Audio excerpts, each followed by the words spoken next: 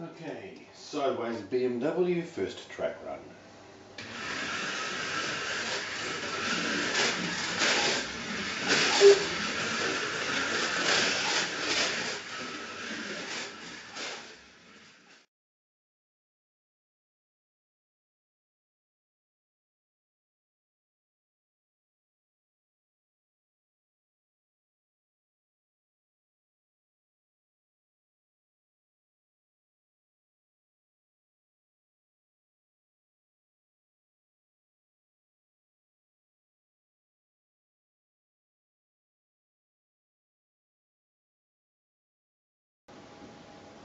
Okay, this is the standard sideways motor pod.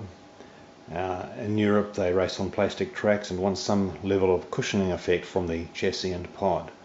But for the wood track non-magnet racing in our part of the world, we want everything very rigid. Now you'll notice on this, if I give it a twist, you'll be able to notice a fair amount of flex in there, and also the motor is not locked into the pod, so you can actually twist it a little. You try hard, you can see how I get that motor to move around a little bit. So I'm going to swap that pod out for a slotted CH82, which is a angle winder pod.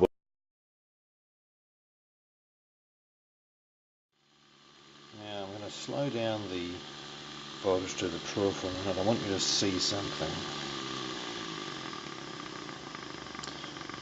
No matter how carefully you seat your tyres on the rim, once you have glued them in place, you will probably find there is a certain amount of unevenness.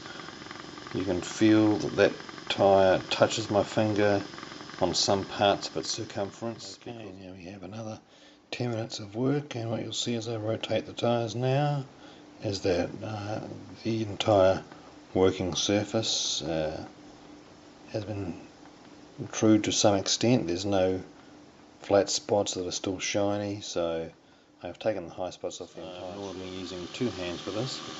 I'll just guide this sandpaper board onto the edge of the tyre and just lightly touch the high spots. You can hear I'm only just touching, just taking any uneven spots off the edge of it.